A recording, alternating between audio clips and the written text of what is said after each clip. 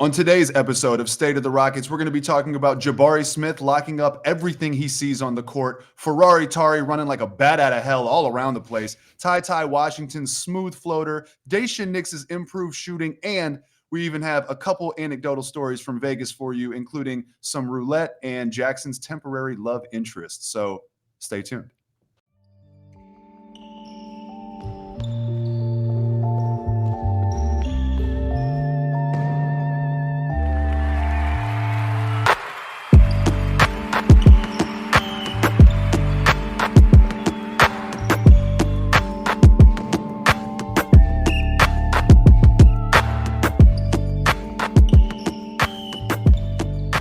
Welcome back to another episode of State of the Rockets, the premier Houston Rockets podcast. As always, I'm your host, Roosh Williams, the Mastodon.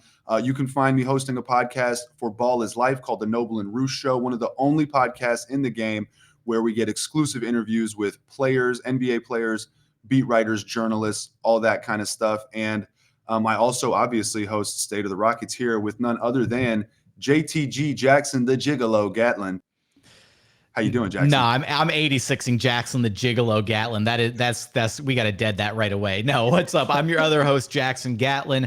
I also host State of the Rockets 5 days a week, the only 5-day-a-week podcast covering your Houston Rockets. I'm also the host of Locked On NBA Mondays and the founder of Clutch City Control Room. You can follow me on Twitter, the Bird app, at JT the Gigolo Gatlin. No, I'm kidding. You can follow me at JT Gatlin. You can follow the Mastodon himself at Roosh Williams on the Bird app. And man, Summer League was a ton of fun. We were actually both there in person, and it was one hell of an experience.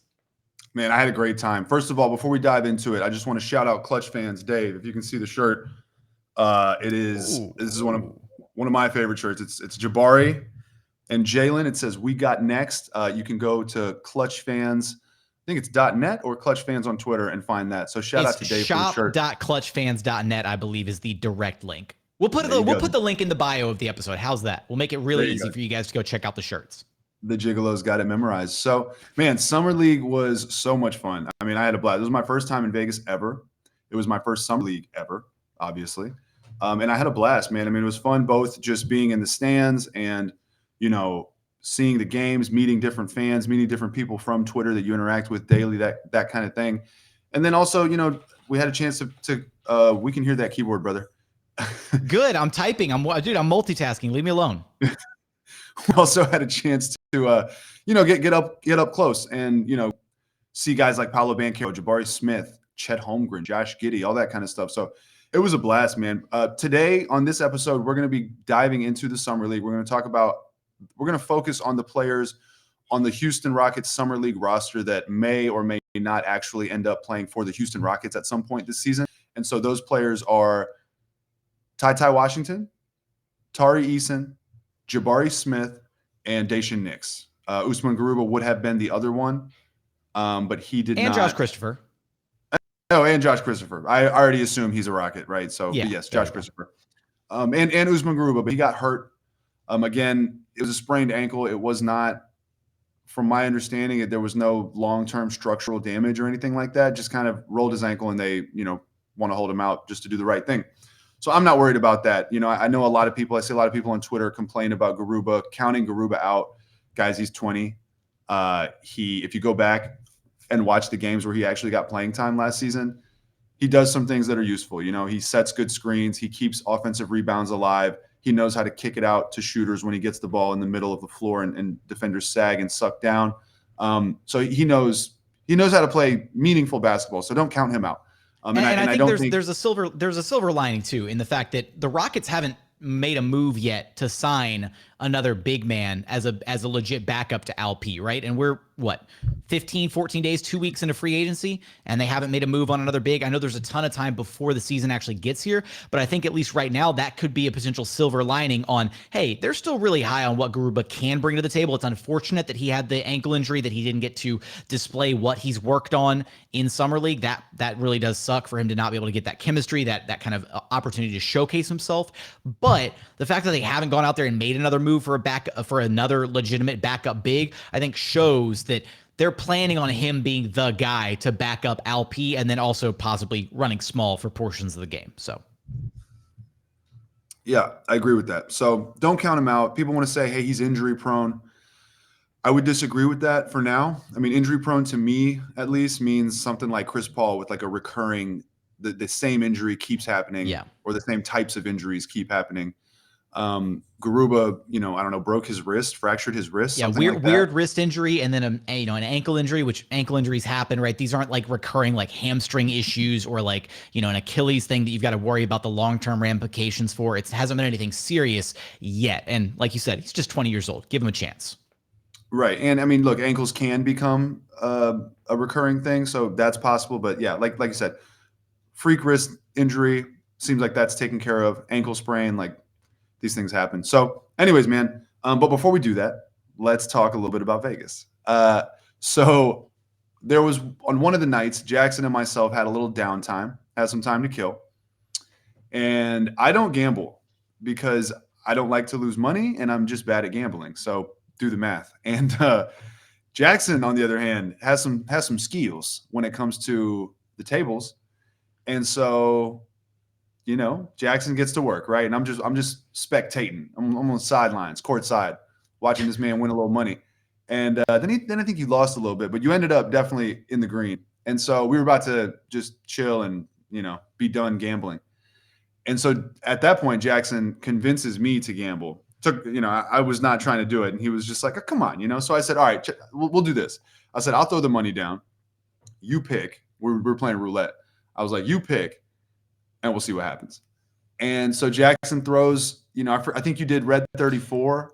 We threw it out. So I gamble on Rockets jersey numbers. That's my strategy. So I always play red 34. I was playing Jalen Green 4, so black 4. I was playing 17, 14, 23, 22, 11, like all the iconic Rockets jersey numbers over the years. And in that moment, the numbers that I picked for the Mastodon included JG4. And even though we haven't seen him officially in the JG4 yet, that hit and it paid out. And so we walked away in the green, which was pretty nice. So the JG4 won me a couple bucks, and we had ourselves a dinner that night, and that was a lot of fun. So and at that dinner, Jackson met his future potential partner, a young woman who waited on our table named Donna, and her and Jackson just seemed to hit it off. So that was a lot of fun. The gigolo himself. That's where he earned the name. Oh my God. But can we talk about basketball? Can we actually talk about basketball? Let's get into it. So how do you want to start? You want to go Jabari? You want to go in order of the draft picks and then get to Daishen and Josh, or? Yeah, I think that kind of works. That works for me. Jabari Smith. Cool, let's do that. Jabari Smith. You want me to kick it off, or you want to kick it off? You kick us off. I think. Yeah. I mean, we'll go back and forth. Let's kick it off. We have no shortage of thoughts to spare on what's taken place in Summer League so far.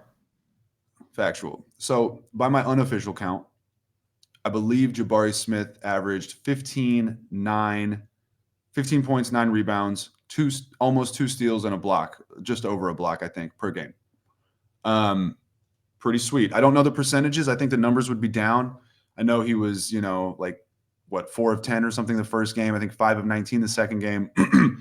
If you could pull up the box score for the third game against San Antonio, I don't know his field goal percentages for that, but last night against Portland, he was 7 of 13, 7-1-3.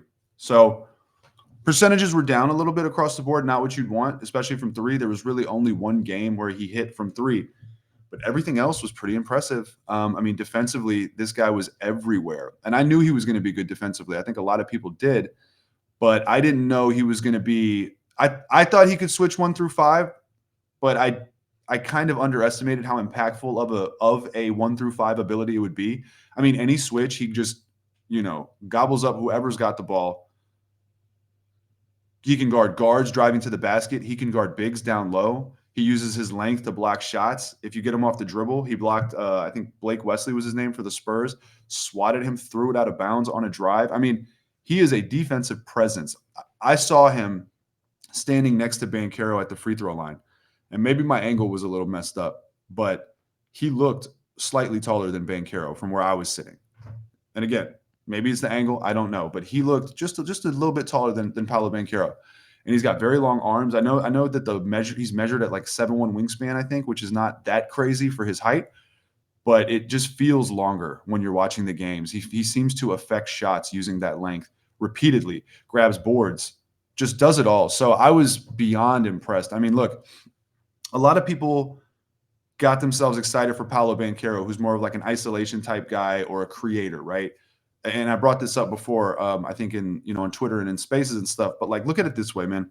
When his shot's not falling, what can you expect from him?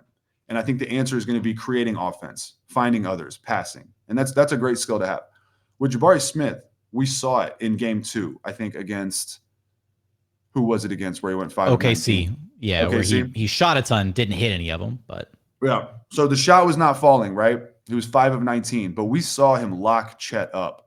We saw him lock pretty much anyone he guarded up. He had 4 steals. He had 3 blocks. He was guarding people at the point of attack, picking up the ball handler. He was switching, guarding wings. He was switching and walling off the rim down low, which I didn't think was going to be one of his strengths. We'll see if that translates to the actual NBA. But, I mean, he was protecting the rim. He was doing everything you could just hope of someone to do on defense. Like I said, 4 steals, 3 blocks. And then, even though he was off, he came alive late. He hit a 3, and he hit a jumper, I think, to help put the Rockets, give them the lead and take the lead and eventually win the game. He jumped on a loose ball with 10 seconds left and called timeout, winning basketball play.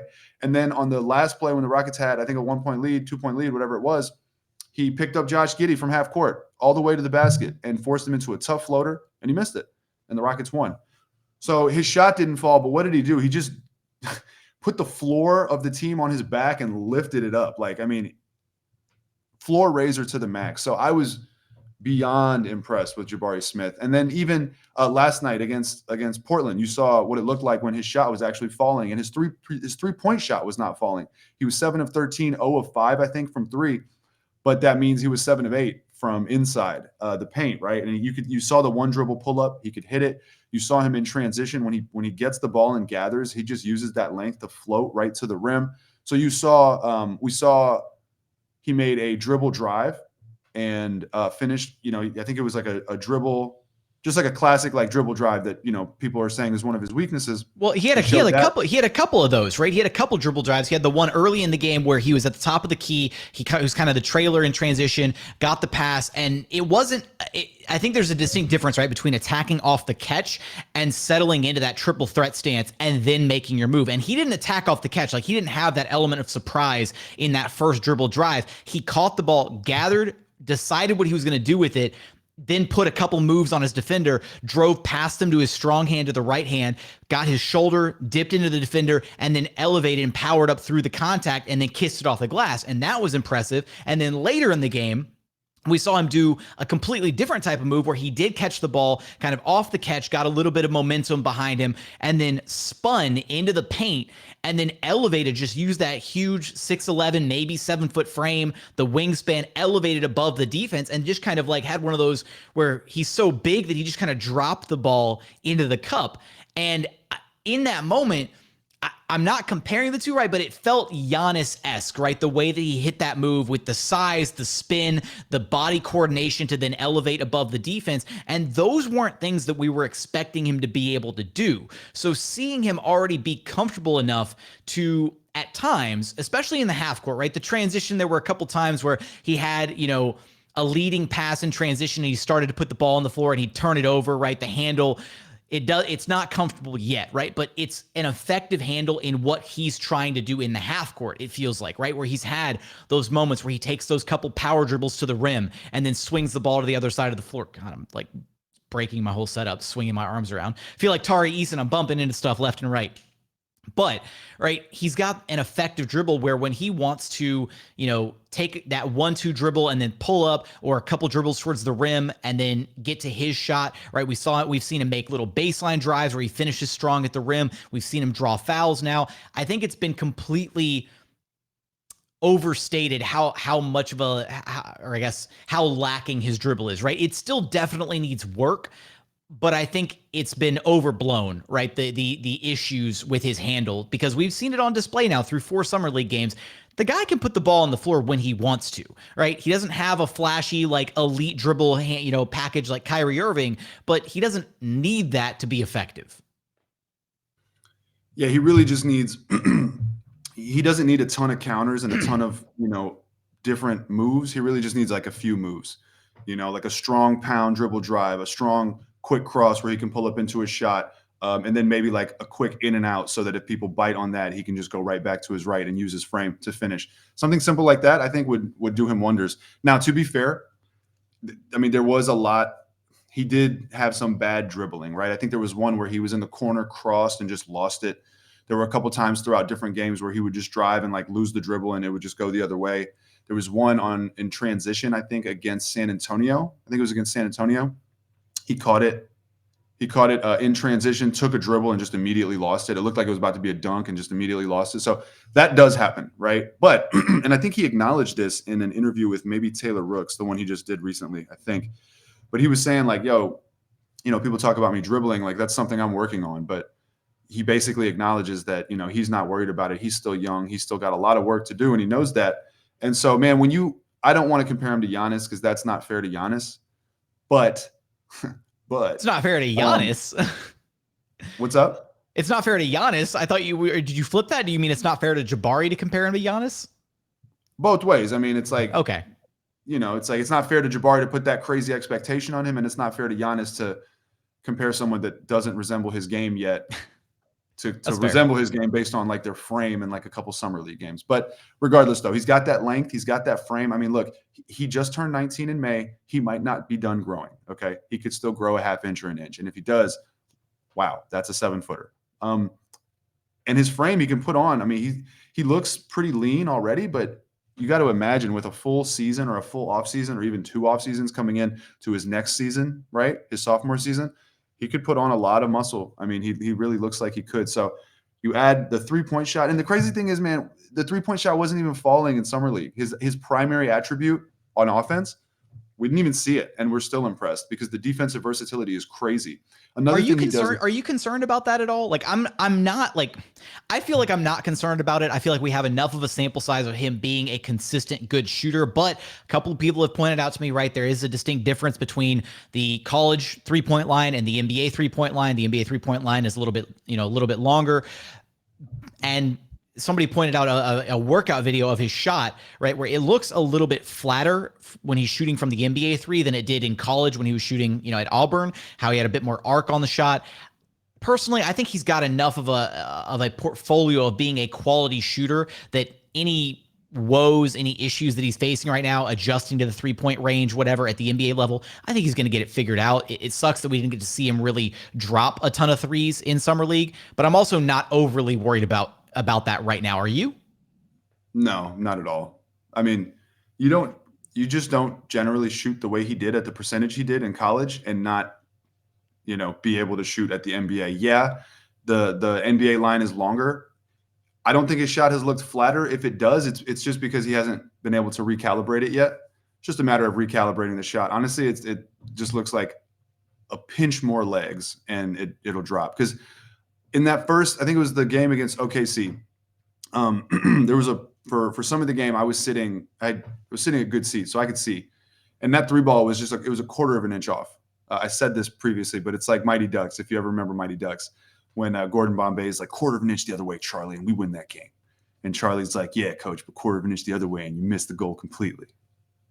Mighty Ducks. But it was a quarter of an inch short, right? And if it was just a quarter of an inch longer, like those are swishes, like you saw against San Antonio, those 2 from the top of the key that just kissed the net, right? So I'm not worried at all. It just looks like a little bit more legs. He should be fine. Maybe a little more strength. It just looks like a rhythm thing. He's probably used to shooting from the college line. But it's not like this thing where his mechanics are going to prevent him from, adjusting to hitting the NBA 3. So I'm not worried about that at all. But another thing I was going to say is his passing. He's not the type of passer that's going to pass people open or that's going to hit an impressive skip pass that makes you turn your head and say, whoa, oh my God. But he passes within an offense and he keeps it moving. It's like he makes the right reads, There were a couple times on dribble handoffs where he telegraphed the pass and it got blown up, and you could blame him. You could blame the teammate that he had that was coming across to get the ball. So that happened a couple times. But other than that, I mean, he made the right reads. He keeps an offense moving. Against Portland, he had one play where he gets a rebound, takes a dribble, looks up, sees Daishen Nix leaking out, one hand throws it over the defense. Pretty good pass, not perfectly on the money, but pretty much on the money. And Nix catches it in stride and lays it up. So it's like he's a good outlet passer. He's a good passer in the half court, keeping things moving, making the right reads. Even though he can't dribble, sometimes he takes a couple dribbles to the middle, draws an extra defender because that turnaround shot is so lethal, and then he just knows how to kick it right out to the elbow to the corner. I think he had one of those plays to TyTy Washington for a 3, for example. So he does all of that. The one that, he had that when it was out to Trey Mitchell on the wing, and then Mitchell, little scoop pass into the corner to TyTy. But effectively, same difference, right? Is he, drove into the middle of the paint, got into the center of the defense, drew enough attention to where he was able to then kick it out to the wing. And he's had a bunch of those, right? He's a good team basketball player. Like, he makes the right decisions on offense, at least the idea to make the right decision, right? He's had a few of those, right, where things have gotten blown up, but seeing that he is willing to, right, he's not out there and he's not treating himself as the center of the universe, right? He's very much playing within the flow of a scheme on offense of, okay, we're going to make these plays. We're going to, he's not out there demanding the basketball, trying to get he's playing within the flow of the offense. And that's really exciting to see the best player on the floor being willing to do whatever they're wanting to do offensively, like staying within the confines of a scheme. That's pretty exciting. And again, the passing, I think, has been kind of underrated to this point because he's had a lot of points where he's gotten like an offensive rebound and a kick out, right? Where then he had that against, I think it was against the Spurs, right? He got the rebound over 2 defenders, offensive rebound, was just towering over these 2 guys, surveyed the floor, found TyTy Washington, kicked it out to him, and then TyTy got an easy attack off the catch and drove it in for 2 at the rim. So those opportunities don't present themselves to all 10 players on the floor. You've got to have a certain skill set to be able to do that. And again, even though it's not going to be flashy passes that are on Sports Center top 10, these are effective passes that get the job done. Couldn't agree with that more. So yeah, I mean, he could really do it all. And then he has that move that they didn't really use that much, but we saw it. When he gets that ball in the elbow, he can just face up, triple threat, pump, rise up and shoot, or he can just hit you with the bump, fade away, and hit that shot.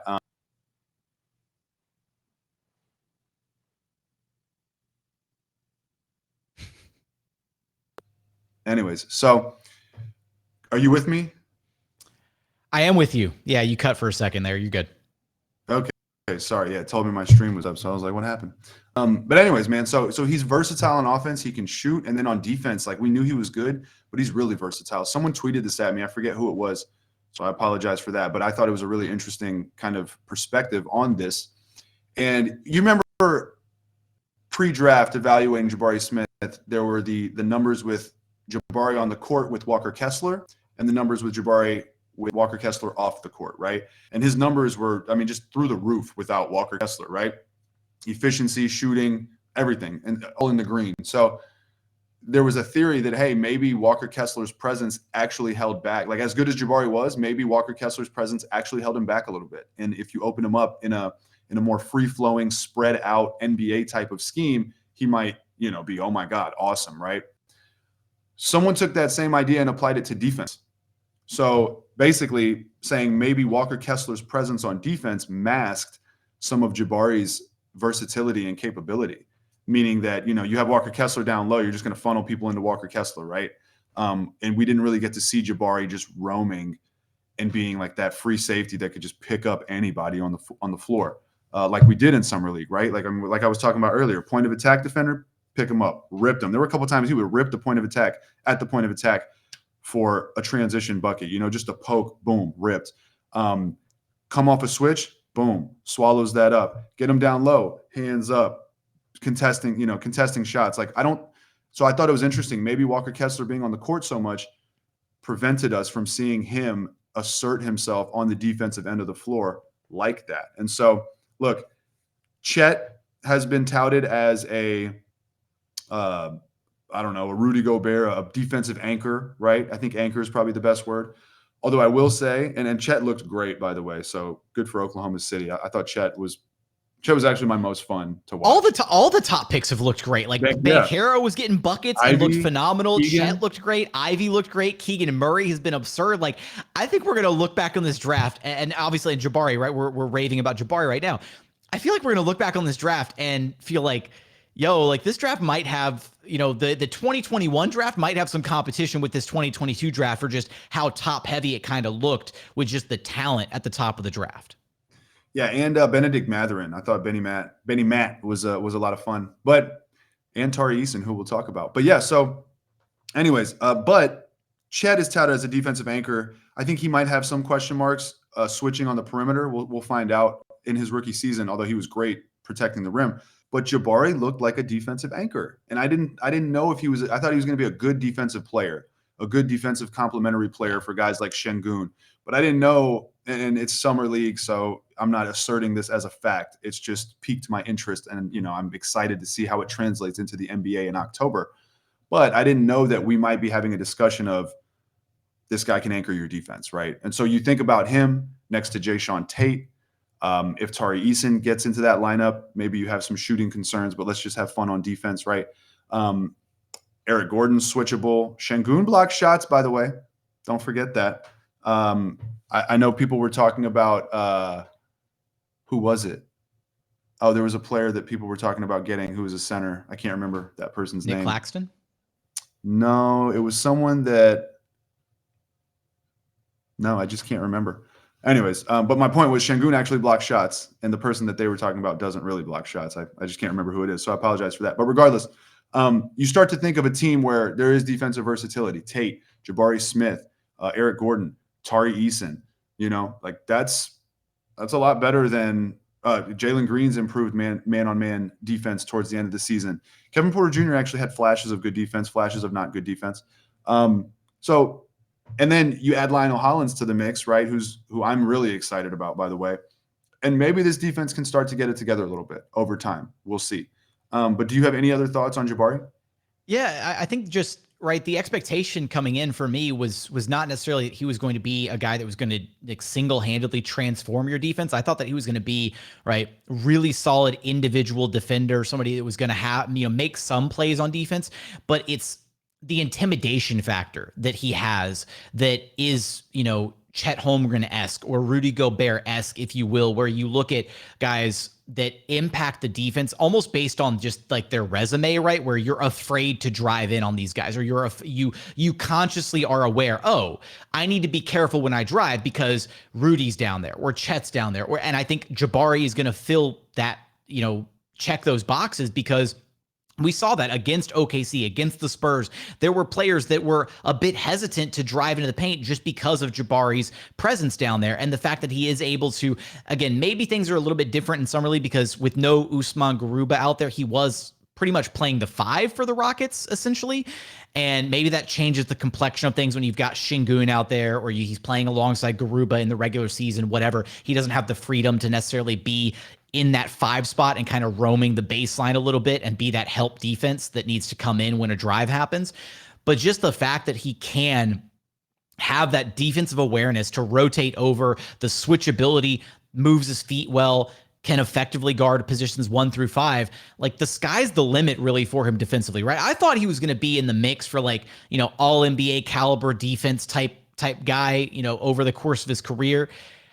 And it's Summer League, right? So you take it with a grain of salt, right? Not trying to blow things out of proportion, but this guy has the chops to be like a defensive player of the year type guy further down the line. Like he's got that level of defensive IQ, awareness, the physicals, the measurables are off the chart, all of that. So I'm incredibly excited about what we saw out of him. I know it was a small sample size. It's just Summer League, but the sky's the limit really for him defensively. Completely agree. That's a good way to put it, right? I thought he could be like a defensive force, but I mean, he looked like he has potential to be a DPOY, which was, crazy. The player, by the way, this was a complete hypothetical. I think we were talking about it in a Twitter space. Basically, I think there was some proposal to the effect of, would you give back some of the Brooklyn picks or swaps or whatever, and try to jump into a trade for some type of 3-way trade or something like that to land Bam Adebayo, who's Bam. And Bam only blocked 0.8 shots last year. He only blocked, I think, 0.8 or 0.9 the year before that. In his 5 seasons, I'm going off the top of my head, but I'm pretty sure I'm close to right. In his 5 seasons, he's only blocked 1 or more shots twice. And I think most people would think of him as a rim protector if you just don't watch the Heat very often, you'd think, oh, Bam Adebayo, defensive force, rim protector. No, not really. He's like 6'8", 6'9", blocks less shot than Şengün. At least Şengün's rookie year, So take that into consideration, right? Like, I mean, the Rockets have needed a guy like Bam, or they've thought they've needed a guy like Bam. And hey, they might have got one who can also drill threes and score on offense and create offense for himself. And what's funny is when at Jabari's rookie press conference, Bam Adebayo was one of the players that he mentioned as like guys that he looks at and tries to maybe kind of model his game after a little bit. So maybe that's something that he's kind of taken to is watching how Bam plays. Because even though the block numbers don't jump out of the page at you, I think that's one of those eye test things where like watching Bam play, he does change the complexion of a defense because of his switchability, the fact that he does occupy space effectively as an interior defender, but you can also throw him out there on the perimeter on switches and he's going to hold his own. So I think that's kind of a solid defensive comp for Jabari, who might even have more in his bag defensively than Bam does possibly. And he's taller, and I don't know Bam's wingspan, but I'm assuming his wingspan is either the same or slightly longer, but he's taller. So like a taller Bam with offensive game in terms of scoring the basketball. I mean, Bam can score 19 a game, but he can't shoot. He's not reliable shooting, right? Bam's probably a better passer, but not comping them, just saying body type, defensive impact, and presence. That's the comp, not offensively. But that's Jabari Smith, man. I mean, the Rockets got a guy who looks every bit the number 3 pick, and over time could look like the Rockets got the guy who looks every bit a number 1 pick, and I think that's the important distinction, right? It's like he was going to be number 1. He was all throughout the pre-draft process. I think Banchero, Chet, and Jabari could all be number 1 picks. Yes, no, absolutely right. You go any year of the NBA draft, any one of those guys could have been the number 1 overall selection. I think that's the important thing for the Rockets, right? Is they're the one team in these 2 back-to-back drafts who got guys that could be consensus number 1 picks, right? Jalen Green could have been a number 1 overall pick. Jabari could have been a number 1 overall pick. To get those guys at 2 and 3 at the start of your rebuild in years 1 and 2, that's absurd. Right, that is a beautiful foundation to start the rebuild at.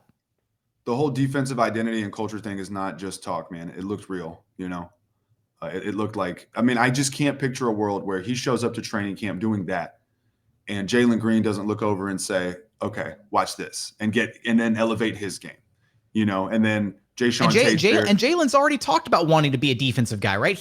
In almost every interview Jalen's done, he's like, I want to be a two-way force. I want to be impactful on defense, right? And it's one thing to just say those things repeatedly. It's another to act on them. And Jalen got better as a defender as the year went on, right? He learned defensive schemes. He learned how to anticipate better. He learned how to navigate screens defensively, make himself smaller, right? Stick with the ball handler, things like that. He wasn't falling asleep on defense. Like he was being impactful on the defensive end, not, to the level that we're already seeing Jabari, and he's not going to ever be that player where he's, anchoring a defense, but he can be an impactful defender and he can be a two-way force. He has all the physical gifts to do that. And again, once he starts adding a little bit more size and muscle to his body, to his frame, there's nothing to say that he can't check opposing wings and be a lockdown perimeter defender at some point in his career.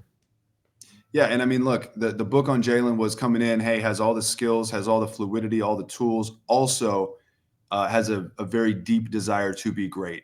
And I always say this, so sorry if I sound like a broken record, but once you grow up a little bit, and also once you get a chance to interact with some of these guys on a daily basis or on a weekly basis or whatever, you just realize that, like, if it was us, if I was in the NBA, you'd think, oh my God, I'd work my ass off, But some of these guys have just gotten there without having to work their ass off because they're so gifted and talented, right? And so they just take it for granted. And we've seen guys like that flame out or that don't fulfill their potential or whatever because they're human beings just like you and me. And basketball to them is a 9 to 5. It's a means to an end, A big separator is guys that care about their legacy or that really want to be great. Some of these guys are just borderline great because they're that freaking good when they roll out of bed. Not everyone wants to be great. So to have your 2 lotto top 3 draft picks with, all this potential, to have one of their staples, one of their core principles or attributes be work ethic and wanting to be great. I mean, I can't understate how exciting that is because Jalen now, iron sharpens iron, right? And you can fall into a bad situation. People always say or you see the media guys say, oh, I don't want player X to end up in Houston. That would be a bad situation for him. Well, Jabari Smith coming to town, I think immediately challenges Jalen Green in like a healthy and positive way, to where I think they're going to bond over how hard they want to bust ass to get better. And I hope that is infectious and contagious and reaches to someone like Kevin Porter Jr. Because Jayshawn Tate's going to be step for step with them, right? And he's older than them, so there's probably that respect level like we've talked about. So, I mean, 3 of your starters, Jabari, Tate, and Jalen Green, are going to be dogs, right? So I hope that hits KPJ. I hope that hits Alperen Sengun. Possible starter with Jayshawn Tate. I think we've still like that starting 3 spot is still, I think, a little bit of a question mark at this point. Jayshawn Tate's going to start. You're calling it right now? I mean, we'll see what happens. It's either going to be Jayshawn Tate or Eric Gordon. Yeah. And I think Gordon has experience coming off the bench. I think there's precedent with Gordon coming off the bench. And I think there's precedent with Tate starting at small forward. So I just think it's going to be Jayshawn Tate at the 3, Gordon off the bench. That's what I'm calling. But I've leaned to Jayshawn Tate quite a bit. Like, I think it's going to be him, but I also, there's just that sneaking suspicion of like EG's the vet on the roster. Like, how are you going to play it? Like, so that's why I haven't quite locked it in yet. There's 4 that you can lock in. You can lock in 4 of the starters. That 5th one, it could go. It's like I'm like 60-40 Tate. Well, I think part of EG's professionalism and veteran presence extends to like, hey, setting that example, right? Leading by example. Like, yeah, I'll come on. I'm the 6th man. Like, if I can do it, let's say, and this is a pure hypothetical, but let's say we get to a point where we need to have a real discussion about Kevin Porter Jr. as a 6th man. Let's just say, not saying it will happen, but if it happens, you can then point to Eric Gordon and say, hey, 13-year vet, whatever it is, Eric Gordon, accomplished NBA player, is the 6th man on this team with 20-year-olds. So why can't you be the 6th man, right? So I think that's important from a leadership perspective, if it gets there. But anyways, and I always bring up KPJ, but I also want to bring up in terms of the dog mentality and the hardworking mentality extending to other players. I hope it hits Alperen Sengun, and I hope it hits Usman Garuba. I don't know what their work ethic is. I'm not saying they have a bad work ethic, but we don't hear about them like being like workaholics, right? And I know that the European players are always different, right? Like the way they approach the game, the way they work out, the way everything, it's just a little different. So I would like LP and Garuba to get some of that like gym rat dog mentality, and maximize their potential, especially for a guy like LP who could really probably use it in the gym, So yeah, I mean, all that being said, man, we got Jabari Smith. I mean, I'm so excited. Like, when you think about how things would have played out with Banchero, I think there would have been a lot of fun. Banchero is going to be a star, no question about it. But I think that there would have been question marks in terms of how it's all going to work. How's the ball going to go to Jalen and Sengun and Kevin and Banchero? Because if Banchero's not touching it, he's not maximizing his effectiveness.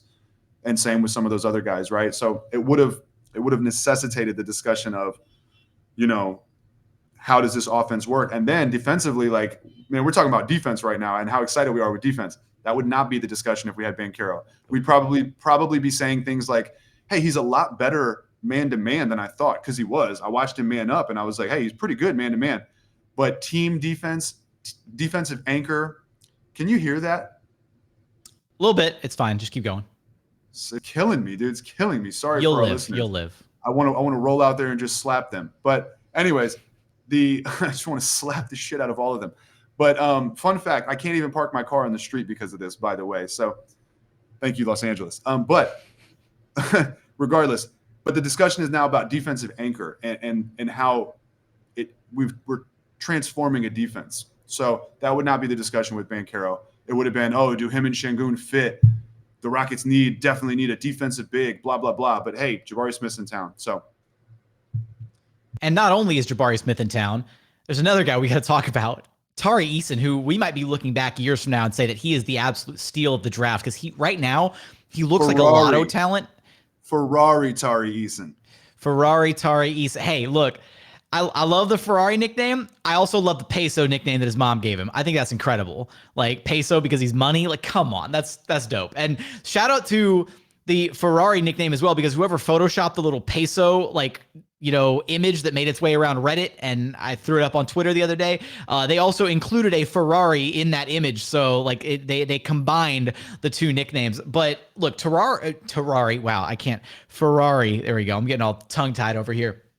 That's the second time I've done that now.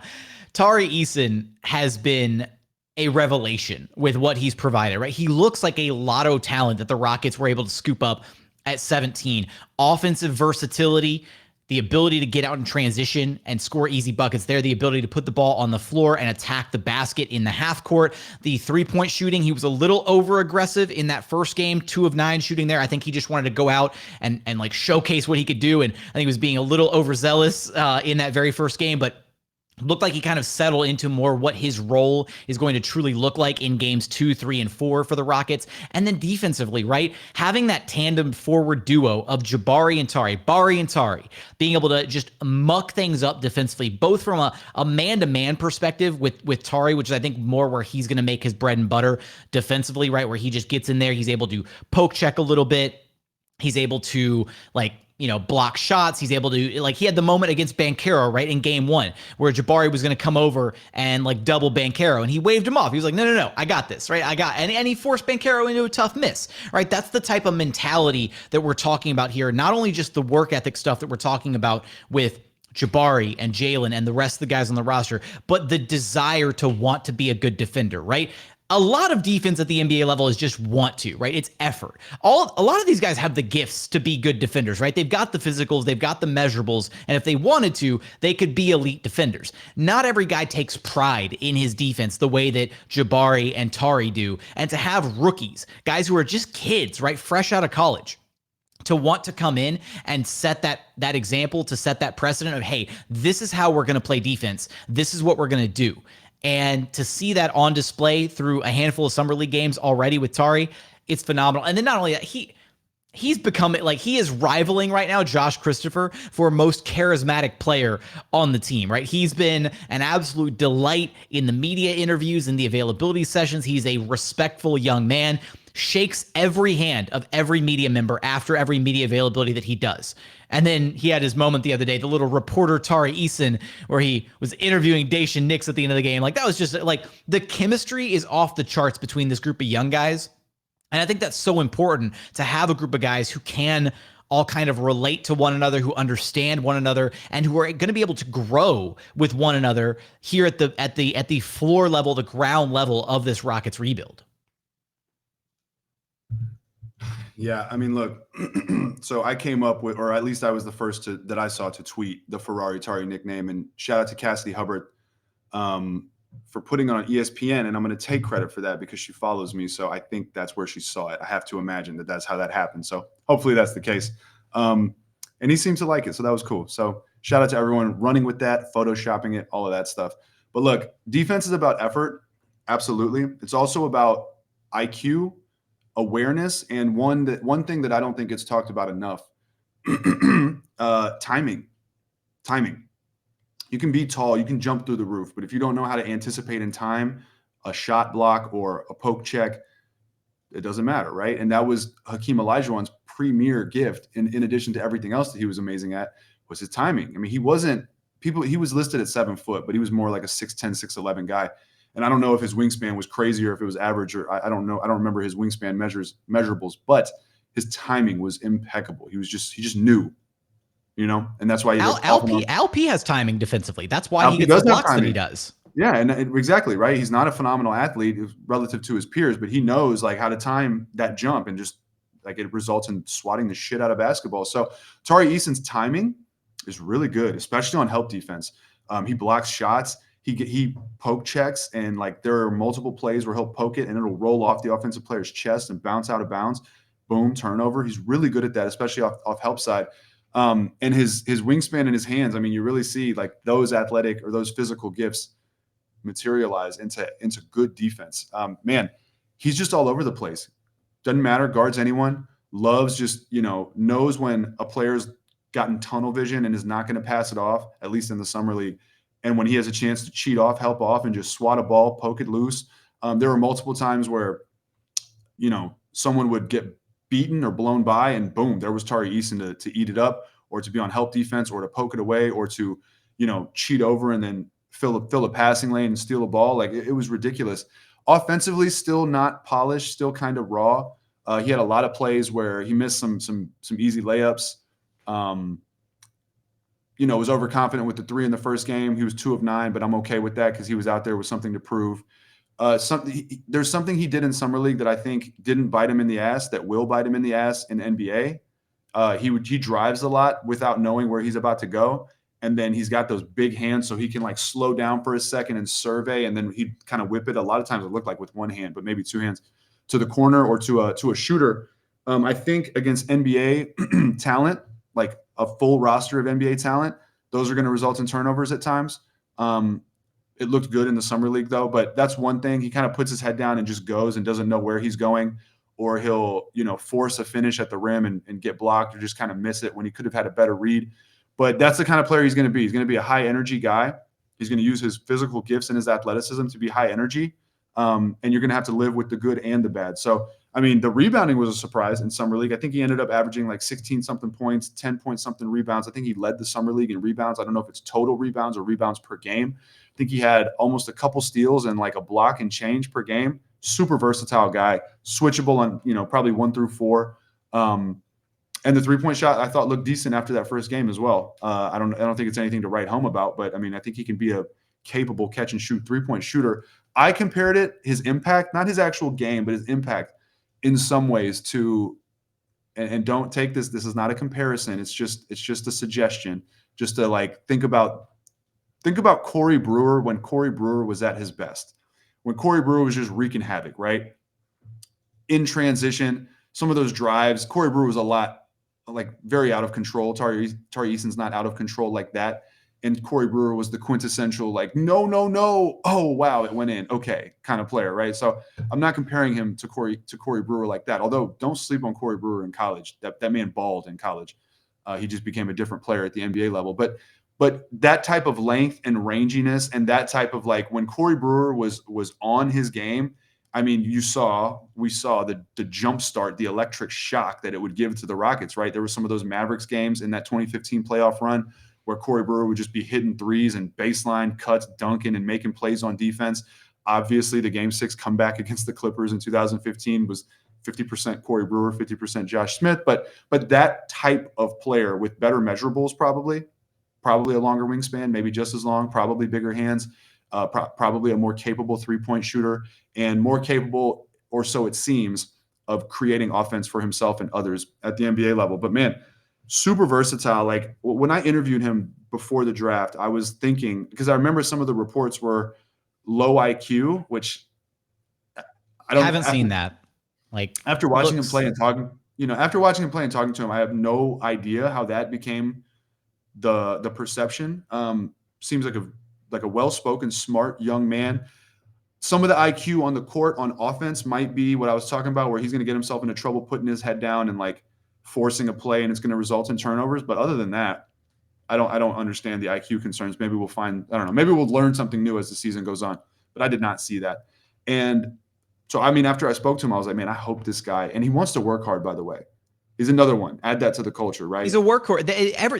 The Rockets team is full of workhorses now. It's ridiculous. They've got so many guys who have that desire to want to put in the work to actually be great. And that's where I think so much of my confidence comes from about where this team could be in just a few short years, is if you've got so many guys on the team who are all like striving for greatness, then yeah, you're going to look around and you've got maybe one guy who doesn't necessarily have that like innate desire, but he's looking around at everybody else that has that. It's going to rub off on that one guy, right? And then he's going to want to be like, oh, well, they're working, I got to work hard just as well, or I'm going to lose my spot on this team, or they're going to trade me, or I'll, whatever. So that's, it's infectious. It's crazy because it's almost like the draft class. Let's go through the 2 draft classes so far of the rebuild. 2021, Jalen Green, Alperen Şengün, Garuba, Josh Smith, Josh Christopher. Alp and Jalen Green, yeah, right. Alp and Jalen Green are offensive guys. They're offensive, versatile, offensive, fun to watch guys, right? That's kind of like the identity that they bring. Same with Josh Christopher. Josh Christopher has defensive tools. Alpi has defensive tools. Jalen has defensive tools and athleticism, but they weren't known as like, hey, these guys are going to raise the floor of your defense. It was like, yo, these guys ball, blacktop style, like they hoop. And Garuba's the project. The 2022 class is the opposite. it's defensive guys. It's Jabari Smith. Obviously, Jabari Smith has, an offensive profile as well, but his immediate impact and like a calling card of his, and what he even called his best attribute, defense. Tari Eason, defense. TyTy is like the inverse of Garuba, where, we'll talk about TyTy actually, but he has more promising prospects on offense. But it's crazy, man. 2021, it's like this offensive profile. 2022, it's this defensive profile, and they both have crossover characteristics, right? Alp can block shots and play like deceptively good defense. Jalen Green became a better man-to-man defender over the course of the season. Josh Christopher has all the defensive tools, just has to get the reads right. And then now we're seeing Jabari and Tari make immediate impacts on defense, and they have potential to fill in their offensive, ceiling, right? So it's the contrast is super cool. And we spent a lot of time speculating on how this shit comes together, but to see draft 1 happen and now to see draft 2 happen, obviously we got a long way to go, but to see it kind of block by block build and fit, it's fun. You see what they're building, and I think they deserve credit for that. So yeah, Tari Eason, man, people want him to start at the 3. I would say pump those brakes. I sincerely doubt that's going to happen. We saw Silas like slowly likes to bring the rookies along slowly. I expect Tari Eason to start out maybe not playing, maybe playing 10 to 15 minutes, depending on how they crack the rotation out and what happens with KJ Martin. This is a total guess, but I wouldn't even be surprised to see Tari Eason get a stint in the G League for a few games or for a stretch or something, just because there's a roster crunch. But when it's time for him to play, he's going to make an impact. So I'm extremely excited. I don't know how he fell to 17, quite frankly, but I'm glad he did. My one reservation so far with him, and this is, less so of a worry and more just something he's going to have to adjust to at the NBA level. And even Coach Higgins talked about this after that very first summer league game, is that, Coach Higgins said he played with so much energy, he had no energy left at the end of the game, right? This is a guy that is all gas, no breaks when he's on the floor. And I think it's sometimes that's going to bite him in the ass a little bit. Like, I think we saw that on display a little bit against the Portland Trailblazers, where he had some opportunities, right? He missed a lot of bunnies that game, bunnies that maybe otherwise would have been dunks had he not been, just that gassed out from playing so hard, right? He's the kind of guy that's going to go out there and clock it at 105 for every minute that he's on the floor. And I think that's going to be an adjustment for him, is one, adjusting to the pace of the NBA game, which is completely different from the college game. And then 2, learning how to disperse his energy over the course of a game, right? To not, and I'm not saying like take plays off, right? But there's moments where he needs to learn how to conserve some of that energy so that he can unleash it when he does need to be effective. And I think that's going to be the thing that he's going to have to learn, is how to be effective over the course of an entire 48-minute game, rather than, he's had a monster first half, he's everywhere, you see him doing everything, and then he gets to the second half and you're like, yo, where did he go? Like, he's, so that's going to be, I think, the biggest thing for him to adjust to at the NBA level. Yeah, and I agree. And that kind of feeds back into what I was talking about, where some of that all gas, no breaks you see on offense, where he just goes kind of Westbrook-ish, obviously not the same. It doesn't look the same. It doesn't happen the same. But the idea is head down, go, and then pick your head up and decide, mid-move, like what's next, right? And that will result in turnovers. It will result in people anticipating the kick out and intercepting the pass. That's going to happen, but I'm okay with that. And in the role that he's going to have, he will probably be able to max his energy out as a rookie, right? I would imagine like 20 something minutes a game once he starts playing.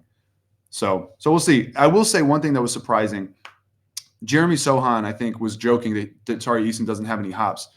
I don't know what his bounce is. I don't know what his vertical is, but given his wingspan and his hands, there were a couple plays that I thought, if he had legit NBA bounce, would have been crazy posters, but they weren't.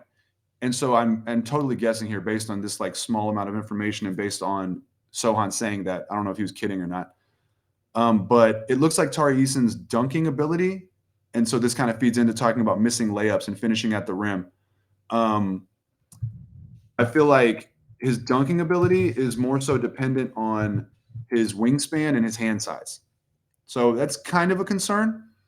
Maybe not, but like I said, if he had legit bounce with that wingspan and hand size, he would be destroying bodies. But he wasn't. He was like, there were a couple plays where I thought like I was winding up for but it was more of like a nice, if that makes sense, right? It wasn't like a 10 out of 10. It was like a 7 out of 10. That was cool. So that's one thing. I mean, I'm not going to like knock him for it, but I just want people to temper that expectation. I don't think he's like a pogo stick, like bang kind of guy. I think he's a, holy shit, that guy's got long arms and big hands. He's like a power dunker. He's a power dunker, and he dunks with like intensity, but he's not going to be Aaron Gordon out there, 360 through the legs, like, all that. So anyways, so that's Tari Eason, man. I think he's going to raise the floor. I think him and Jabari, watching them fly around and ball hawk on defense was, so much fun. It's just fun as a fan to get excited about defense. Because offense, you can talk about offense all day, but defense is, if you don't play defense, nothing else really matters at the end of the day, right? And playing good defense is more reliable than, constantly shooting 40% from three. So fun to talk about that. Shall we move on to TyTy Washington? Let's go. Let's go to the president, El Presidente. Dude, TyTy. Man, I love his game. He doesn't have like this. It reminds you of CP3, doesn't it? Like, I'm sorry, like he's got CP3 in his game. No, he's got CP3 in his game. Yeah. He doesn't have the point. He doesn't have the point guard handle that CP does. But he's got like the little bounce and the shiftiness and the little floater and the smarts and the craftiness of CP3. I can feel that. Craftiness is the best way to describe it. That's like I think the penultimate word to describe Chris Paul's game and like his mannerisms over the course, and that includes defensively. Like he's a crafty defender as well. So, and TyTy, I mean, he was on defense. Like he pokes balls loose. He just seemed to be there, and he looked really good in transition. That was my favorite. I loved him in transition. Good timing on passes, knew how to find his running mate in like a 2-on-1 type situation, knows how to finish, can catch and shoot, really solid catch and shoot. I don't know what the percentages were, but it just looked good. It's like gives you confidence in his ability to catch and shoot. And yeah, that was the thing at Kentucky is like his catch and shoot numbers were not great. It was like 33%, I think, from deep. So like his 3-point percentage overall was not super astounding, but I think that I think with time, with practice, spending time with John Lucas in the lab, working on his form, working on his shot, like I don't have any worry about him not translating to be like a consistent 35, 36% 3-point shooter at a minimum at the NBA level. Yeah. I mean, and that's one reason why, I don't like solely rely on stats because, how many years did he play at Kentucky? Just one, I think. Yeah. Just one. So assuming we're right, that's not a reliable, it's not reliable enough to write someone off, If you shoot 42% from three on the volume and difficulty of shots that Jabari was shooting, and when Jabari was pulling up in transition from NBA level and still hitting, you can look at that and say, I don't think that's a fluke. But a guy that got hurt, came back from injury, like the numbers I'm taking with a grain of salt. The form looks good. The rhythm that he moves in looks good. So I think I'm confident that he'll be a decent shooter. I'm not saying he'll be an elite shooter, but I think he can shoot the ball. But regardless, he doesn't have like an elite burst or crazy like first step, which I almost like because it means he gets his game off craft and skill, which translates to longevity, right? It's not like, if he gets hurt or once his athleticism goes, like he's done. It's not that kind of thing. So he just knows how to get to the hoop, man. I mean, he's a smart basketball player. Like, that he knows the game. He's not just tunnel visioning like, I got to go get buckets. He's got craft. He's got a floater. Like we said, I like his shot. He moves, he drives, kicks, and then moves again very well.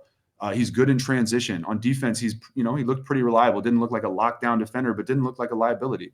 So, I mean, honestly, I think his game is pretty NBA ready. I feel like he could come in and give you, in the right types of minutes, give you like a solid, 7 points, 3-4 dimes a game kind of thing as a backup, which, not gaudy, exciting numbers, but don't sleep on how valuable that can be as a backup point guard. I don't know if the Rockets had someone that could do that last season until Dennis Schroeder came aboard. So I like it. I love his game.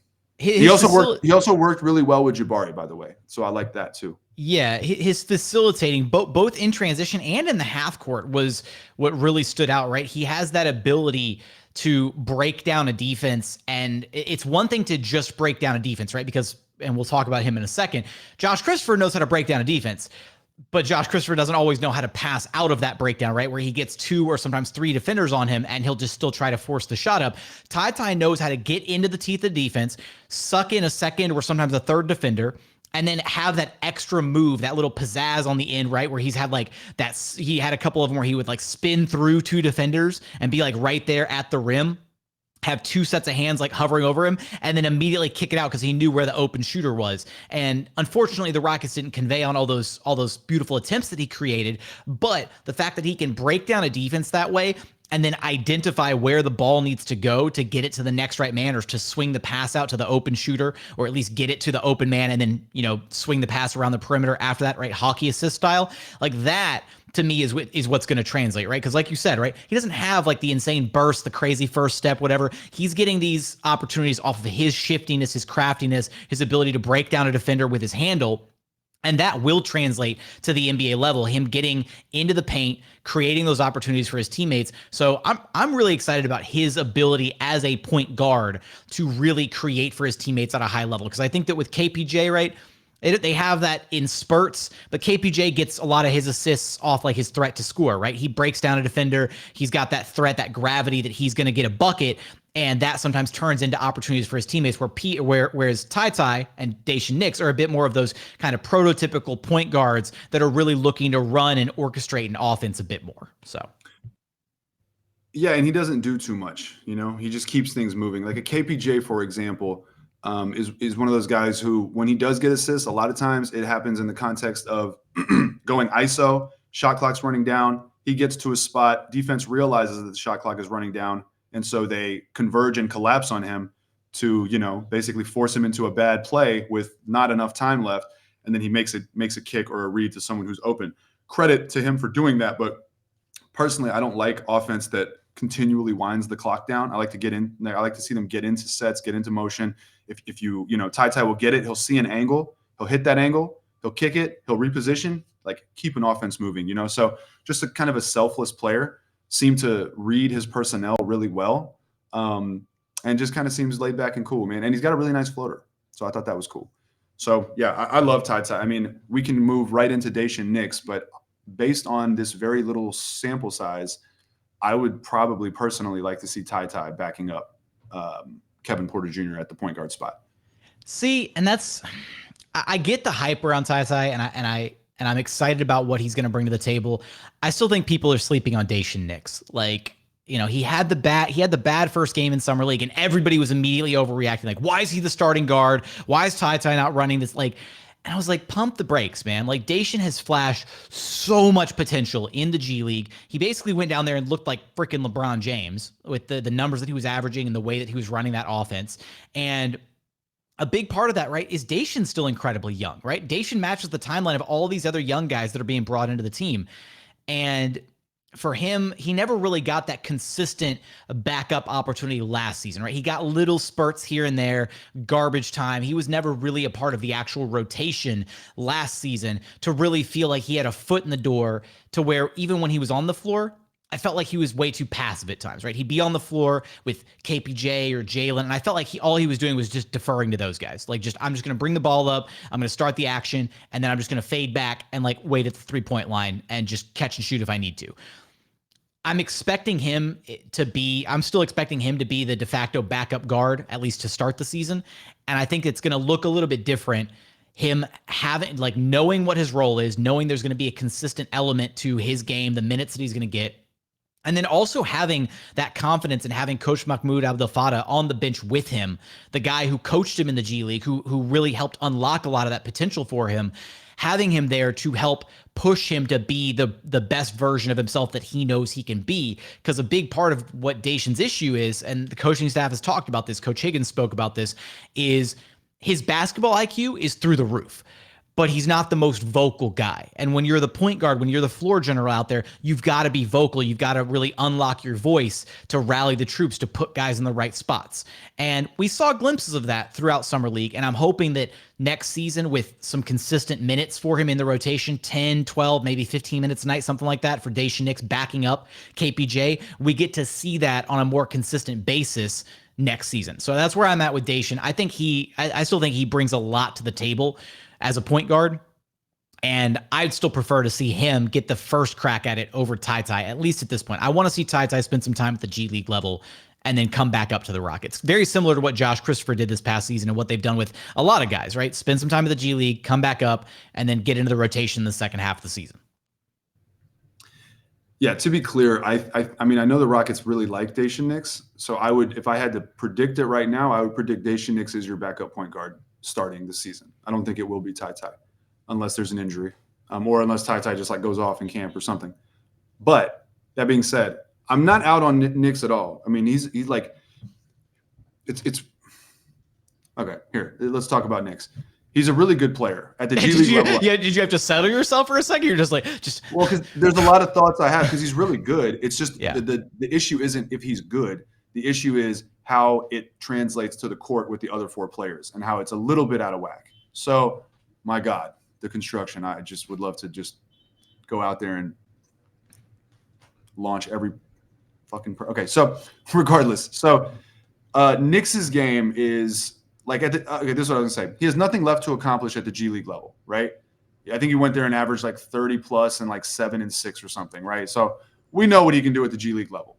At the NBA level, the biggest question mark was going to be the shooting, which at Summer League he addressed, and that was the like brightest spot for him was the threes. Where he looked good shooting from three, and he's going to need to do that to be a contributing member, at the NBA level. His free throw shot was awful, which is crazy to me. I don't know what's going on there. But that's an 'issue because he doesn't finish at the rim, or at least he didn't at Summer League, right? So he doesn't have crazy athleticism in terms of verticality. What is he, 6'4", 6'5", big body, strong, shifty, knows how to get to the rack and like use his body and finish, but he gets fouled and then he can't convert at the free throw line, which is an issue. But he plays more of like a methodical, traditional point guard style, right? He's manipulating the defense. He's going to dribble, drive, and wait for that play. He's going to run that pick and roll and give that like not behind the back, but behind the shoulder bounce pass back to Jabari Smith like we saw him do. He can do that stuff. He can run that stuff. But he also gets under the basket, and a lot of times he doesn't know where he's going, and he'll jump and do that one-handed like kick out. And sometimes he finds guys. Sometimes it gets picked off and taken coast to coast. Like I said, finishing at the rim is kind of an issue. He doesn't have like a little quick step back or like a Euro floater that he's shown or that he showed at Summer League. So he's going to get fouled at the rim, and if he's not going to make the free throws, that's an issue. So it's kind of one of those. It's like Chris Paul, right? Some point guards want the perfect play, and so as a result of that, they hold on to the ball a little bit too long. Chris Paul obviously is one of the best point guards ever and has one of the greatest mid-range shots we've ever seen. So that's a different story. But that's Daishen Nix's issue, right? So sometimes sometimes you just got to get into the set, run it, which is why I like TyTy. He just gets into it, runs it, sees the angle, goes, creates, right? He's not waiting for the perfect play. He's not taking too long and holding on to the ball too long because he doesn't like what he sees and he wants to reset, and then the shot clock runs down. That's the issue with Nix. It's not that he's not an NBA level player. It's not that he's not a good point guard. It's that on this specific team, he doesn't have that lob threat. He doesn't have. Maybe he will with Jalen Green, but at the Summer League level, he didn't have that elite wing player that he could just give the ball to and say, go to work. So it just translated a little bit funny. Like we'd see, like I think yesterday he had 15 points, 3 assists or something like that.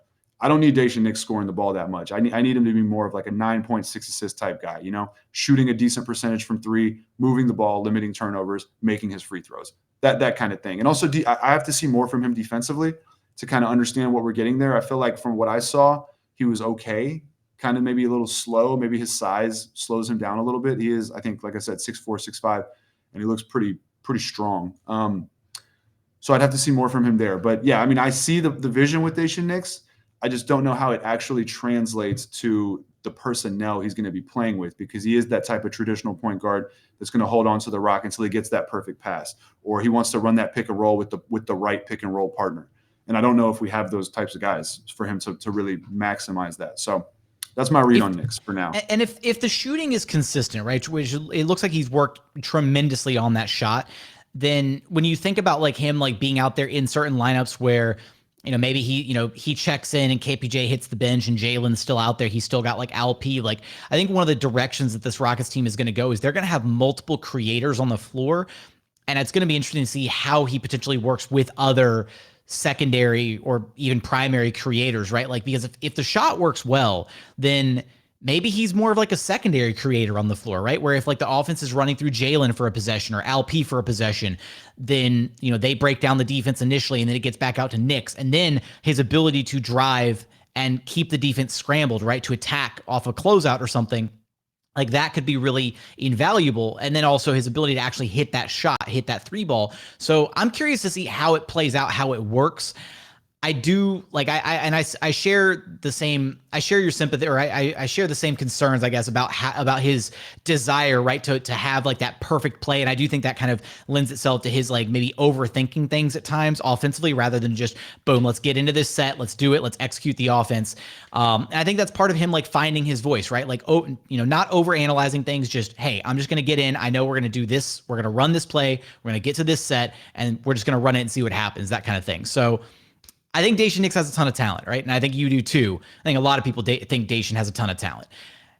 Can he get that talent to where it needs to be? Can he mold that? Can that talent be molded to the place where he is a legitimate backup guard at the NBA level, rather than just somebody who can show out in the G League, and then you're still left kind of wondering what he brings to the table. So, well, to your point though about playing off the ball, like, so if he can shoot, it'll help. But people just assume like, hey, if you can shoot, you can just play off the ball. Yeah, yes and no. To be effective off the ball, you got to move and reposition well. And I don't think he does that yet. Or if he does, I haven't seen it. And I just didn't notice it. But that's what I like about TyTy as a backup. He's not dominating the action. It's not everything runs through me, Mr. Backup point guard. It's, hey, I'm taking what I get and just keeping it moving. And then I'll reposition and, you'll find me again. But Daishen is like, he's on the ball, and when he's off the ball, I think from what I saw, and again, maybe I'm wrong, I got to go back and rewatch some of this stuff. We were watching it live, so it's hard to process all that correctly. But it just seems like he mostly stands around or kind of drifts to his spot in the corner. He's not making the defense move when he's off the ball. He's just like a traditional true point guard. And I mean, look, he's the type of player, he's the best passer, I think, on the roster by far, unless you want to argue it's Şengün. But in terms of comprehensive passing, I think he's probably the best passer on the roster. And you see it, like, you see some of those like look away slings over to the other side type passes, or just shit that if you're playing pickup, you'd be like, man, that guy can pass. And I'm sure in the G League, he ripped it up passing. So he can definitely pass. But again, it's about that overthinking or waiting for the perfect play to the point where you don't get it, and now you're in a bind. So we'll see. I mean, he's got the talent. He's still young. Developing the shot will be huge. But he's going to have to get that rhythm and timing and chemistry with these guys down for it to really work. And he's going to have to learn how to shoot free throws. I wouldn't mind seeing him develop like a pull-up midi, a little quick step back midi, because there's going to, based on what we saw, he's either going to hit the three or he's going to drive, and they're just going to corral the drive and force him to finish at the rim, which he struggled with a little bit. So if he could just hit like a quick step back pop, that might help him as well. Shall we talk about Josh? Save the best for last? Question mark? Big question mark? Because, like, I don't know. Like, Josh is it's interesting, right? It's interesting that he was playing in Summer League to begin with. It made sense, right, that they wanted Usman Garuba in Summer League because we never really got to look at him. Josh, I thought, was a little bit more interesting that he was going to be out there. I don't know. Like, I feel like we didn't learn anything new about Josh. Like, we just, he went out there, he did what we saw him do this past season. He goes out there, he's a bucket. You put the ball in his hands, he's going to try and score at a high level. And I wished we would have seen more creation out of him. Like that's kind of the next, at least offensively to me, that's the next step in his game, right? Is he's got the ability to break down a defense, as I mentioned earlier, but he doesn't always recognize that, right? Sometimes he forces up bad shots over 2 or 3 defenders at the same time, rather than realizing, oh, I got the step on my defender, the help is here, where's my open man, right? Where do I kick the ball out to? And I think that tunnel vision at times, sometimes it works, right? Sometimes he conveys on those shots. Like, he'll elevate above 2 guys in the mid-range, like in the paint, get to his little jumper, floater, whatever. And it works. And then other times you're like, come on, Josh, like what are you doing? You had 2 guys open on the wing and you didn't kick the pass back out. And like, I think we still have yet to see, we've seen it in flashes, but I think we've yet to see him consistently be that defensive force that Rafael Stone kind of believed him to possibly become one day. And maybe, again, that's unfair to put on him. He's just finished his rookie season. Like, but I want to see him make that a part of his identity, right? Where he's going to go out there and be that defensive ball stopper, right? Be that pest, be that guy that's going to break up a lot of things, at the point of attack as a guard who's checking the other player's best guard on the floor and really cause them problems from a defensive standpoint. And we've seen that in flashes, but we haven't seen it consistently enough to where I think that's like a core part of his identity as a player. Yeah, I mean, people got to remember we are creatures of habit. And when you're when you're an NBA player, especially in this new era where, like, I mean, he's probably been playing AAU basketball since the age he was eligible to play AAU basketball, right? So his life for the last decade plus or whatever, however long, has just been basketball tournaments every weekend probably, and basketball, right? So when you play a certain way and you play all those games playing a certain way, breaking that mold is not, it's a lot easier said than done. And people don't understand how this happens. But I mean, he got to the NBA playing the game that you saw him play at Summer League, right? Attacking and scoring over defenders. So in his head, not even in his head, just instinctively, asking him to change that's very difficult. So people want him to start creating and passing and making reads. And I agree. I would like that. That would be an evolution of him from being a combo scoring guard to being a point guard, or to having point guard ability beyond just, dribbling the ball up and then scoring. That being said, he probably became Josh Christopher, J Gup, by getting into the teeth of the defense, drawing two defenders and stepping back and scoring over them, or Euroing by them, or floating it over them, or spinning through them and dunking, like he's just used to that. So for him, my guess is in this Summer League level, he was just getting to his spots and saying, this is what I do. I'm going to finish.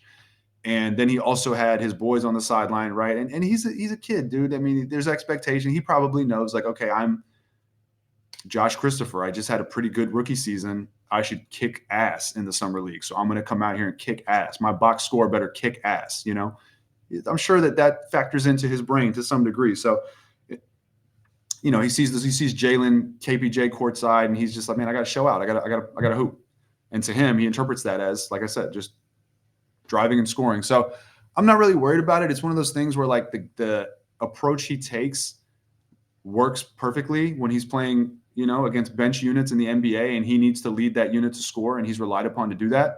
And I just think it looked a little bit different as a starter coming out gunning, like from the jump. And every time he gets in the game with the starting unit, he's back to gunning, So I really just think it was like a matter of that. I don't think it was anything more complicated than that. I don't think he's going to be a point guard that's putting up 5-6 assists a game.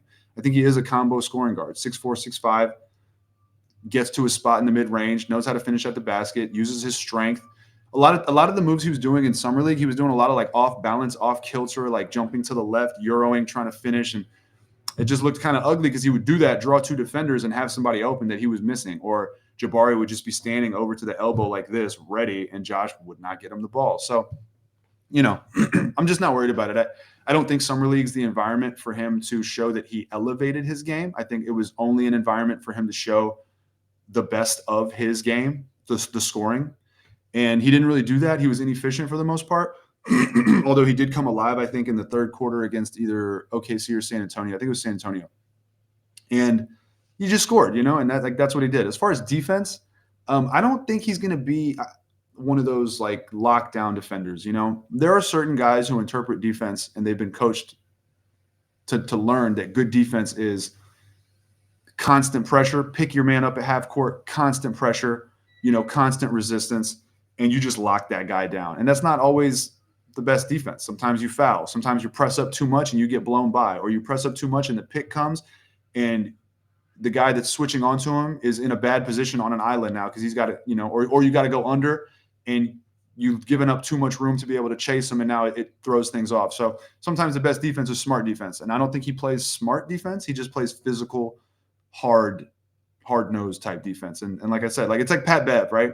When they said Pat Bev trick y'all, right? Like, a lot of Pat Bev defense is just getting in your grill and being physical. And, like, there's a lot of Pat Bev hand check fouls or reach fouls 30 feet from the basket where you're like, yo, why did you do that? That was so unnecessary. There's 19 seconds left on the shot clock. So that's the kind of defender I think Josh Christopher is. In order to elevate his defense, he's going to have to play team defense, make reads, anticipate better. Right now, it's about the physicality. That's his value on defense. He's like a good man defender who sometimes over pursues, and that's kind of it. So, yeah, I don't know. I just think I view him as being good at what he does. I don't think he's going to fill in those all around gaps and become like this all-around NBA player. I think he's going to be a good combo guard scorer. I think he's going to be an energetic, physical defender. And, that's what we'll get from him. Like when he's at his peak, not his absolute prime, but in a couple years, maybe he can come off the bench. Maybe this coming season, probably not, but maybe he'd come off the bench and give you like 13 and 3, and give you reliable energy on defense. So I know everyone wants to consider the absolute ceiling for all of these guys, but you just got to consider in the context of playing team basketball, not everyone can average 20 a game, So yeah, I see Josh Chris as like a viable 6-man, 13 and 3, energetic defense, that kind of player. And I agree with you. We didn't learn anything new about him from Summer League. I just, if anything, I think we learned that he is what he is and he's good at what he is, but I don't expect him to expand it too much, a little bit, but not like too much to where you just look back and say, oh my God, this guy has grown so much. I think he's just going to improve at what he does, get at some point, be really good at what he does. That's what he'll do. I think it's a fair assessment for Josh. Again, like I'm not down on him, and I'm not like higher on him than I was going into Summer League. I'm basically just about the same as to where he was at, as far as just expectations for him moving forward, what I thought about him, that kind of thing. So with that, I think about it. What were his best games of the season, right? It's when he was putting the ball in the hole. Yep. Right? And that's what he's going to be good at. He's a bucket. He's a bucket. Let him be a bucket. Yeah. With that, I think that covers all of our bases, unless there's anybody else you want to chime in on, anything else you want to mention before we wrap this thing up. I'm trying to think, man. I mean, side notes, it was just really cool seeing the team out there supporting, everyone except for Gary Bird and Boban, I think. Nope, Gary Bird was there. Everyone was there except for Boban. Yeah, but Gary Bird was there. He was courtside for a couple of the games. I didn't see Gary Bird. We need to get you some new glasses. Yeah, he was there. He was also there at the very first practice, and he told us we were waiting to go into practice, and we saw him, and Jonathan Fagan commented that his hair was getting kind of long, and he shouted back at us. He goes, "I'm going for the mullet look." And so it was hilarious. So we're about to get Dirty Bird, if you will, with the long, terrible mullet. No, I don't know if he's actually growing it out or not. Yeah, but no, he was there. All the Rockets were there. They were consistently like in and around the practices and stuff. I think they rented like a secondary gym so that like the veterans on the roster were there, right? The guys not participating in Summer League could like run some games and practices and stuff and get some time in. So, they've been working since May. Word on the street, to your point about getting the other guys some practices in, word on the street was that Kevin Porter Jr. was missing. That's what I heard. I heard he had a workout and he just hour and a half straight buckets fire. So that's fun. That's exciting, right? So hopefully that translates to October. But yeah, I mean, it was cool to see the team there. We saw everybody, right? KJ, Alp, Gordon. Jalen. We had reporter Roosh Williams. Yeah, the Roo Porter. The Roo Porter. Who may or may not have caused a certain gentleman to face an enormously huge test where he could have just lost everything and clearly didn't. But, it was a fun experience for me. It was my first time actually like in the media scrum and doing that kind of stuff, just for the record. I don't really consider myself a media guy. I consider myself just a guy who likes the Rockets that, talks about them. So it was cool to be among like, you and Eco and getting the questions, getting up close and personal. Although y'all might have been confused because I was there for Ball is Life, so I didn't just get Rockets guys. I got Banchero, I got Giddey, I got Holmgren as well. So it wasn't just Rockets stuff, but it was fun, man. It was like it reminded me of South by Southwest for basketball fans. So if you've ever been on like a music grind or on like go to South by, like, I want to see this act, I want to see this act. It's like that. You go to Summer League and be like, okay, Keegan Murray, Kings are playing, the Magic. I want to see Murray and Banchero. I want to see Nikola Jovic for the Heat. Whatever. You go through all Jaden Ivey, Jalen Duren. So it was awesome, man. And you saw a lot of people. Saw Mario Ellie, which was fun. I met Woj. That was like I don't fanboy. I've been there, I've done that, but seeing Woj was fun, man. I've been. Did you get to meet Shams too? No. Okay, I got Shams and Woj, which was cool. So that's awesome. That was ton of fun. I saw Shams, but I was busy at the moment. So, I've been reading Woj since he was doing Yahoo articles, dude, like over 20 years ago. So before he was, Woj bomb Woj, right? When he was just like a guy that wrote about basketball for Yahoo. So that was really cool. But yeah, man, I mean, all things considered, I had a blast. I am so excited about where this thing seems to be heading. I don't want to get ahead of myself, but man, if the defensive value and impact that these new rookies bring really raises things, and if Lionel Hollins can get these guys in order playing defense, I don't know, man. It's going to be fun. It's going to be a fun season. There's a lot of talent. It's young talent. Some of it's raw talent. Some of it's got to be processed and cultivated and developed. There's got to be some chemistry built. There's got to be some rhythm. There's all those things, right? Because talent alone does not make a good basketball team, but there's a lot of talent. I mean, there's 3 guys that could be all-stars. There's maybe 4 guys that could probably be all-stars at some point in their careers, with Kevin, Jalen, Jabari, and Alp. If you think someone else could legitimately be an all-star, let me know. But I think those are your 4 that really have a chance at it. And that's a lot of offensive talent.